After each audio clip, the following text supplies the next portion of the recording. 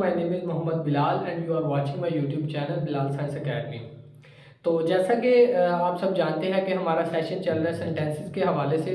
तो अभी तक हम अपने प्रेजेंट और पास्ट के सेंटेंसेस मुकम्मल कर चुके हैं और आज हम स्टार्ट करेंगे अपने फ्यूचर के सेंटेंसेस। तो आज हम करेंगे सिर्फ दो सेंटेंसेस, फ्यूचर इंडेफिनिट और फ्यूचर कंटिन्यूस, और ये होगा हमारा सेंटेंसेस के हवाले से लेक्चर नंबर 5।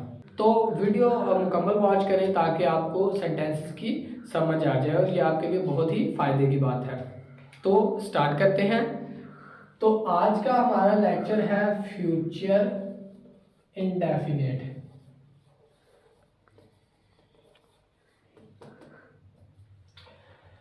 तो जैसा कि मैंने आपको बताया हुआ है कि हमारे लिए सेंटेंसेस में तीन चीज़ें सबसे ज़्यादा इम्पोर्टेंट हैं। सबसे पहले उसकी पहचान, दूसरे नंबर पे हेल्पिंग वर्ब और तीसरे नंबर पे फॉर्म ऑफ वर्ब। तो हम सबसे पहले फ्यूचर इंडेफिनिट की पहचान देखते हैं कि पहचान इसमें क्या है।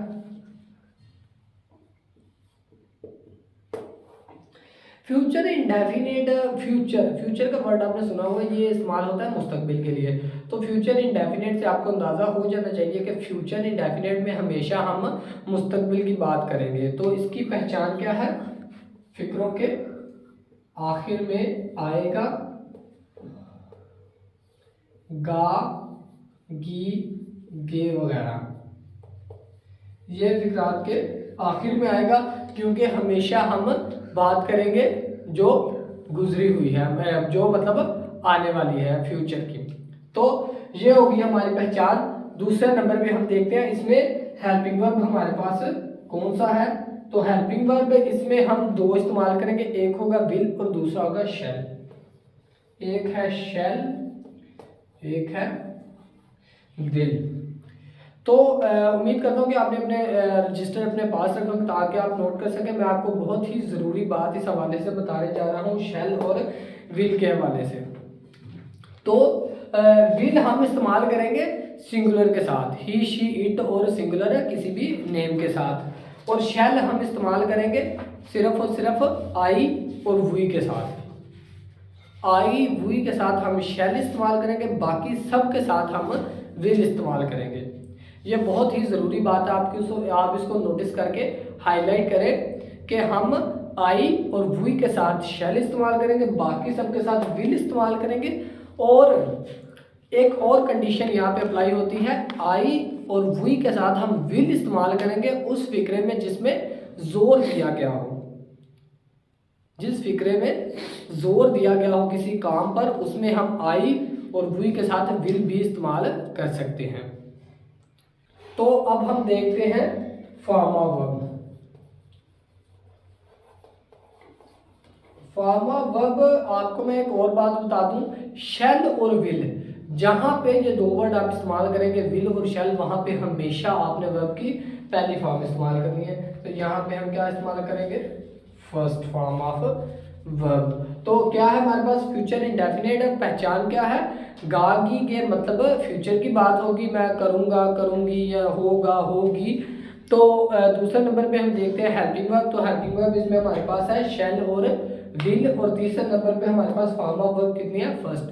अब हम फ्यूचर इंडेफिनिट के सिंपल से सेंटेंसेस देख लेते हैं एक एक एग्जाम्पल के तौर पर समझने के लिए, जिसमें एक होगा सिंपल, एक होगा नेगेटिव और एक होगा इंटरोगेटिव। तो एक एग्जांपल देख लेते हैं सिंपल सेंटेंसेस की। तो सिंपल सेंटेंस में बहुत ही सिंपल हम लिख लेते हैं कि हम काम करेंगे। हम काम करेंगे। तो इसमें क्या, वी और वी के साथ मैंने आपको बताया है कि हम शैल इस्तेमाल करते हैं, वी शैल वर्क। अब आपको ये ठीक लगता होगा, हम काम करेंगे मतलब हमने सारी कंडीशन अप्लाई कर ली, वी के साथ शैल लगता है, हमने अप्लाई कर लिया। लेकिन इस जुमले में जोर पाया गया। जोर कहाँ पे है? करेंगे। मतलब हम काम करेंगे, जोर दिया गया है कि हम वाकई काम करेंगे। तो इसमें हम शैल की जगह क्या लगाएंगे? We will work. We will work. तो अब हम देख लेते हैं एक नेगेटिव और एक इंटरोगेटिव। अब हम देख लेते हैं एक नेगेटिव सेंटेंस। तो नेगेटिव में आपको मैंने बताया हुआ है कि वो सेंटेंस है जिसमें मना किया गया हो, किसी चीज से मुमानत की गई हो, रोका गया हो या इनकार किया गया हो, तो वो होता है नेगेटिव। तो आज हम नेगेटिव जुमले में क्या पढ़ेंगे, वो काम नहीं करेंगे, मतलब वो काम नहीं करेंगे। इसमें मुमानत कहाँ पे है कि काम नहीं करना, तो क्या है वी पे, वो काम नहीं करेंगे। दे इस्तेमाल करेंगे क्योंकि वो ज्यादा है, और दे के साथ हम क्या इस्तेमाल करते हैं, will. They will not work. ये था हमारा नेगेटिव सेंटेंस। और अब देखते हैं इंटरोगेटिव। एक इंटरोगेटिव, तो मैंने इंटरोगेटिव के बारे में आपको बताया हुआ वो मतलब फिक्रात जिनमें सवाल किया गया हो, सवाल पूछा गया हो, उन्हें हम इंटरोगेटिव कहते हैं, मतलब सवालिया कहते हैं। तो सवालिया जुमलों में हमारा जो हेल्पिंग वर्ब है वो स्टार्ट पे आ जाता है सब्जेक्ट से पहले। तो यहाँ पे हम जुमला करते हैं, क्या वो काम करेंगे। लास्ट पे क्वेश्चन मार्क बहुत ही ज़रूरी है, मैं आपको बार बार बताता हूँ, इसके बगैर आपका फिक्रा गलत हो जाएगा। क्या वो काम करेंगे। अब हम देखते हैं कि वो काम करेंगे मतलब ज़्यादा है, तो ज़्यादा के लिए हम क्या इस्तेमाल करेंगे, दे। और दे के साथ हम क्या इस्तेमाल करते हैं, विल।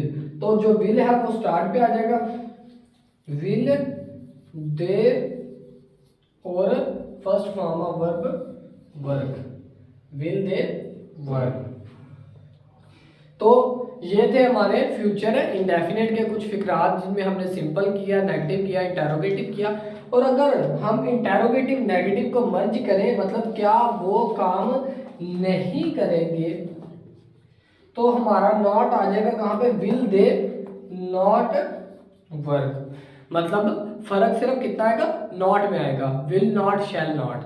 उम्मीद करता हूँ समझ आ गई, क्या वो काम नहीं करेंगे, विल दे नॉट वर्क। तो ये थे फ्यूचर इंडेफिनिट के। अब हम अपना दूसरा सेंटेंस शुरू करते हैं जो कि है फ्यूचर कंटिन्यूस, और इसके बाद हम लेक्चर ओवर करते हैं। तो अब हम स्टार्ट करते हैं अपना दूसरा सेंटेंस फ्यूचर का, जो कि है फ्यूचर कंटिन्यूस। फ्यूचर कंटिन्यूस, तो सबसे पहले हम फिक्रे में क्या देखते हैं, उसकी पहचान करते हैं कि ये फिक्रा कैसे हम पहचानेंगे कि ये फ्यूचर है कंटिन्यूस का जुमला है। तो फ्यूचर होता है मुस्तकबिल और कंटिन्यूस होता है जारी। मतलब मुस्तकबिल में आने वाले वक्त में जो काम जारी होगा वो फ्यूचर कंटिन्यूस में आएगा। तो इसमें फिक्रात के आखिर में जो वर्ड इस्तेमाल होंगे वो होगा रहा होगा, रही होगी, रहे होंगे। तो पहचान फ्यूचर कंटिन्यूस की क्या है कि रहा होगा, रही होगी, रहे होंगे, मतलब फ्यूचर में काम जारी रहने वाला है। दूसरे नंबर पे हमारा काम होता है हेल्पिंग वर्ब देखना। तो हेल्पिंग वर्ब हमने फ्यूचर कंटिन्यूस में लगाया था विल और शैल, और यहाँ पे सिर्फ इतना डिफरेंस आएगा कि यहाँ पे हो जाएगा विल बी और शैल बी। ये हमारे हेल्पिंग वर्ब है। और सेम उसी तरह जिस तरह हम फ्यूचर इंडेफिनिट में इस्तेमाल करते थे, उसी तरह हमने फ्यूचर कंटिन्यूस में इस्तेमाल करना है। मतलब आई और वी के साथ शैल भी, बाकी सबके साथ विल भी। और लास्ट पे है हमारा फॉर्म ऑफ वर्ब। तो फॉर्म ऑफ वर्ब अब तक आपको याद हो जाना चाहिए। मैं बहुत दफ़ा बता चुका हूँ कि जहाँ पे लफ्ज़ कंटिन्यूस का आ जाएगा वहाँ पे हमने फर्स्ट फॉर्म के साथ आईएनजी का इजाफा कर देना है। ये बात आपने हमेशा ध्यान में रखनी है, फर्स्ट फॉर्म के साथ आईएनजी का इजाफा कर देना है। तो ये थी फ्यूचर कंटिन्यूस की पहचान, उसके हेल्पिंग वर्ब और उसकी फॉर्म ऑफ वर्ब। अब हम एग्जांपल के तौर पर सिंपल, नेगेटिव और इंटरोगेटिव का एक एक जुमला देख लेते हैं। देखते हैं सिंपल सेंटेंस किसका, फ्यूचर कंटिन्यूस का। तो मैं यहाँ पे लिखता हूँ कि अवैस काम कर रहा होगा, मतलब अवैस काम कर रहा होगा से हमने क्या पहचान की कि ये फ्यूचर कंटिन्यूस का जुमला है। तो अब हम जिक्र करते हैं अवैस। अब अवैस सिंगुलर है क्योंकि एक सिंगल पर्सन है, तो सिंगुलर के लिए हम क्या इस्तेमाल करेंगे, विल। अवैस विल बी और फार्मा वर्ब हमारी क्या है, फर्स्ट प्लस आईएनजी, तो क्या होगा, अवैस विल बी वर्किंग। बहुत ही सिंपल फिक्रात है, अगर आप नोटिस करते जाएं, साथ साथ नोट करते जाएं, तो आप बहुत ही जल्दी ये सेंटेंसेस समझ सकते हैं। और अगर आपने पिछले लेक्चर नहीं लिए तो वो भी मस्ट आप जो है ना सुने, ताकि आपको समझ आए। Awais will be working. अब हम देखते हैं नेगेटिव। अब हम देखते हैं एक नेगेटिव फिक्रात, वो जिनमें किसी चीज से मना किया गया हो, रोका गया हो। तो हम पहले वाले जुमले को ही नेगेटिव में लेते हैं, मतलब अवैस काम नहीं कर रहा होगा। तो यहाँ पे अब मेन जो चीज़ है नोटिस करने के लिए वो ये है कि नहीं की जगह तो हम नॉट इस्तेमाल करते हैं, लेकिन हम कहाँ करेंगे और कैसे करेंगे। अब हमारे पास हेल्पिंग वर्ब है विल बी और शैल बी। मैं आपको बता दूं, हेल्पिंग वर्ब हमारे पास है विल बी और शैल बी। लेकिन जब हम नेगेटिव फिक्रात शुरू करेंगे या कर रहे होंगे तो क्या होगा, विल नॉट बी और शैल नॉट बी। ये हमारे पास दो हेल्पिंग वर्ब होंगे, कौन से, विल नॉट बी और शैल नॉट बी। बाकी इनके यूज का आपको पता है कि विल नॉट बी हम इस्तेमाल करेंगे आई और वी को छोड़ के, बाकी सब के साथ तो शैल होगा आई और वी के साथ। तो हम करते हैं अवैस काम नहीं कर रहा होगा।